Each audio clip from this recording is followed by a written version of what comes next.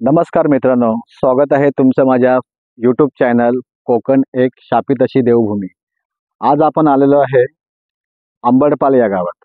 कुडाळमधील हे अंबडपाल गाव पूर्वी अडूळ या नावाने हे फार प्रचलित होतं.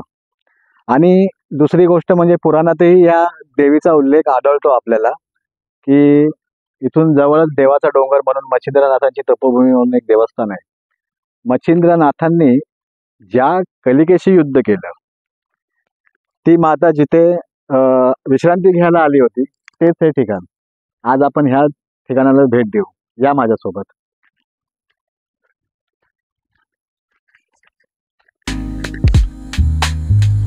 तर आता आपण आलो आहोत श्रीदेवी स्वयंभू भद्रकाली, म्हणजे तीच कालिका देवी.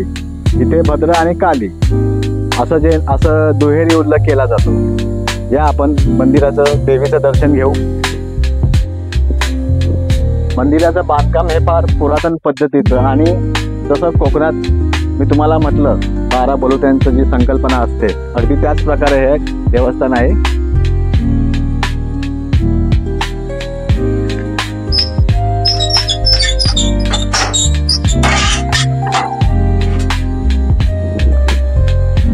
हा आहे मंदिराचा सभागृह.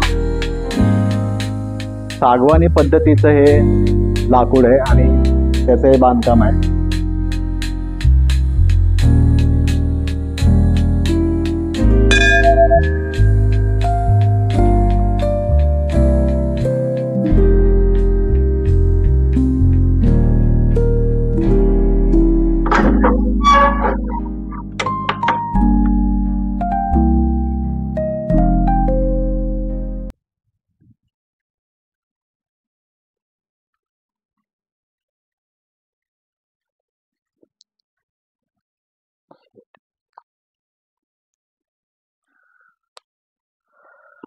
ही आहे देवी भद्रकाली.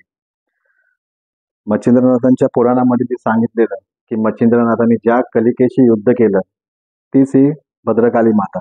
आता इथे भद्र आणि काली हा विषय काय आहे, तुम्हाला असं म्हणजे मला आवर्जून सांगण्यात मला आनंद होईल, की भद्र हा शंकराचा अवतार आहे आणि काली ही जी शंकराची शक्ती आहे, जे अस्त्र होतं हे कलिका अस्त्र, हे त्याच्या नावाने असा उल्लेख आहे. आणि इथे ती जोड आहे भद्र आणि काली, भद्रकाली म्हणून त्या जोडीचं एकत्रित असं नाव घेतलं जातं. इथे कलिका मातेने विश्रांती घेतली होती. हेच ते स्थान आहे अंबडपालमध्ये. ही छोटी मोठी अशी देवस्थानं आहेत. हे अतिशय जागृत असं देवस्थान आहे या कोकणामधलं. आणि इथे चैतन्य म्हणजे इथे आत येताच ना अंगावर शहारे उभे राहिले, म्हणजे हे सत्व आणि त्या काळची जी परंपरा होती ते आजपर्यंत इथे पाळली जाते. इकडच्या ग्रामस्थांकडून सर्व देवीचं जे काय असेल सेवा चाकरी म्हणा, त्याची सगळी काळजी घेतली जाते. अतिशय पौराणिक आणि अतिशय कोकणाच्या मातीला साजेसं असे हे मंदिर आहे.